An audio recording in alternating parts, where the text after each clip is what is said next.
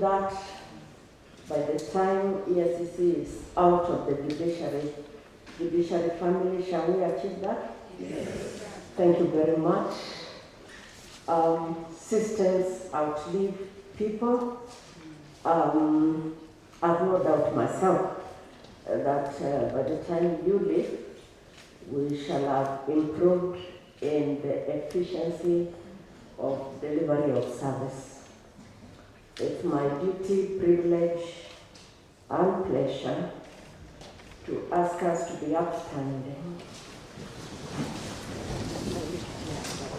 to invite the Honorable Chief Justice of the Republic to give us the Chief Justice's address. Chief Justice.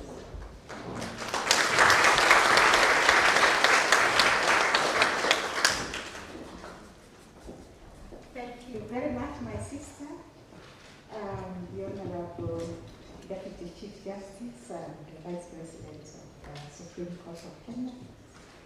May we please be seated?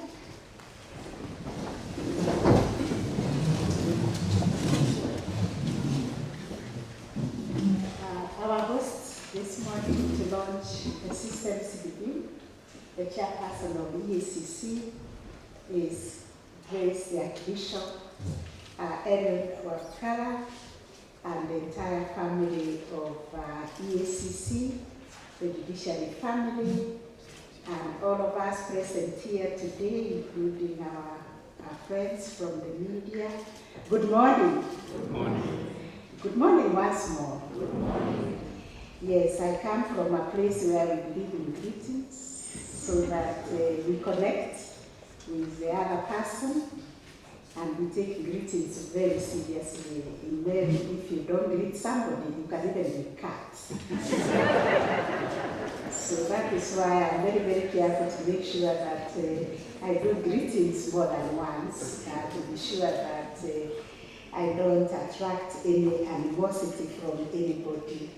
So most welcome to the Judiciary this morning to launch this systems review. We in the Judiciary are tired of being told that we are corrupt. This perception in our country that the Judiciary has really not gotten rid of corruption within our systems that we operate. And the consequence of this lingering perception is that the public confidence and trust in the Judiciary has remained low. We have been seeing loud and clear engagement with the business community, the private sector, under the umbrella of KEPSA. I and the Honorable Deputy Chief Justice pleaded with them also to shun corruption or giving bribes, because nobody wants bribes.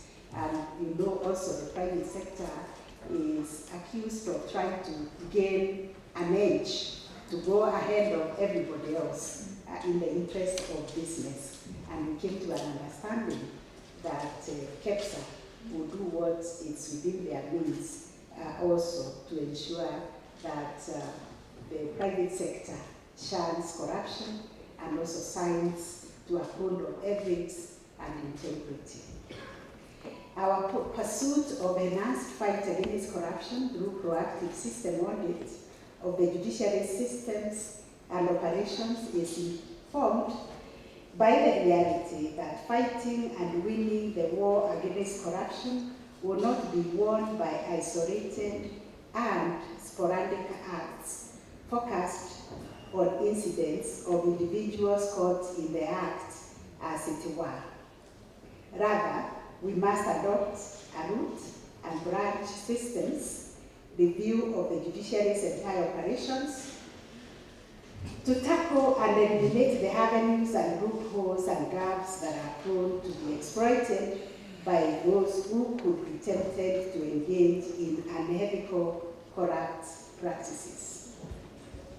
It is in light of our quest as a judiciary to enhance public confidence and trust in the judiciary that I, the Office of the Chief Justice, extended an invitation to the Ethics and Anti-Corruption Commission to undertake a comprehensive anti-corruption audit of the judiciary systems and practices.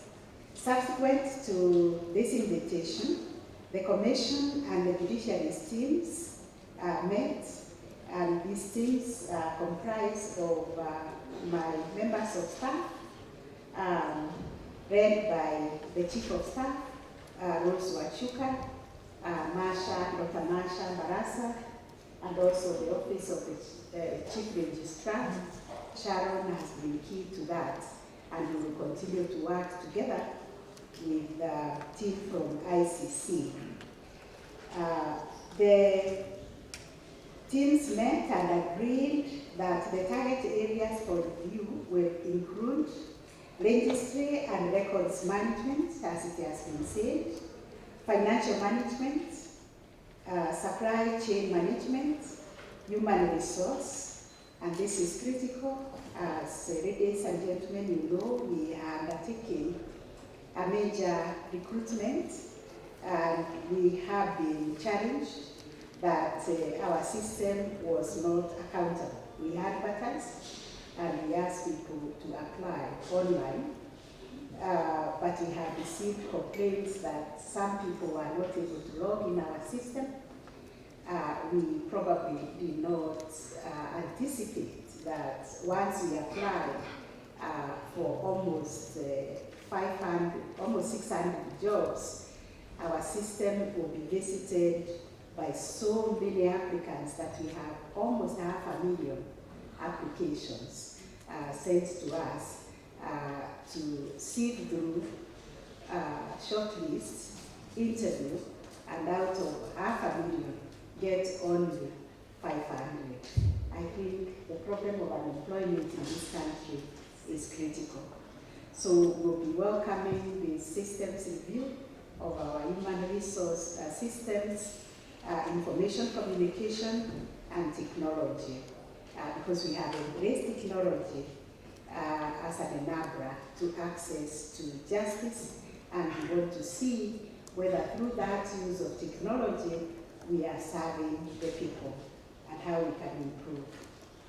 I'm delighted that the leadership of Eacc shares this vision of embracing a proactive approach to the fight against corruption. And I was so happy to hear the repetition of the words prevention of corruption, because even in the judiciary, we are adopting the same hygiene, prevention, judicial prevention. Have you ever heard of it? But it's a new concept that we are adopting, judicial hygiene, which is also prevention of all manner of problems, including conflict. We should note that the challenge of stamping out corruption in our institutions, in the public and private sectors, remain a formidable challenge. Thus, the need for collaboration with institutions with expertise to fight against corruption, like Eacc. They will advise us on how to design and how to implement systems that will strengthen and guard against corruption, and the measures that we will put in place to make sure that our systems are completely accountable and really respond to the aspirations of Kenyans. I note that the judiciary, in partnership with TI, Transparency International, with the support of the Judicial Performance Improvement Project, commissioned a survey on corruption mapping and development of a governance and anti-corruption strategy for the Kenyan judiciary. I have read the report and the resulting recommendations, and direct that these reports and strategy be revised by the judiciary leadership team, and we are represented here, the judiciary leadership team, to complement the efforts that the judiciary is putting in place to fight corruption. In other words, we want to approach corruption from all dimensions. Today's event is a symbol that the judiciary and Eacc both institutions are committed to enhance and redouble our efforts to combat corruption and give effect to the normative command in our Chapter 6 of the Constitution that spells out the principles of leadership and integrity. This renewed commitment is necessary given that prolonged systemic corruption undermines institutions and ultimately erodes the legitimacy of the state. We are all committed to do the best for our country. I thank you, all of you, for coming, and I wish the teams that are going to be working on these systems review our utmost cooperation. And I thank Your Grace, the Archbishop, the chairperson of Eacc, for embracing us and also for bringing calm in Eacc, calmness in the midst of the storm. That is what you have brought in Eacc, and your presence here today also assures us, even the judiciary, you can calm us, even the storms that we are facing, through prayers, through working together, through the solid commitment that we all have for Kenyans. We can experience calmness in the midst of the storm. Thank you very much, and God bless all of you.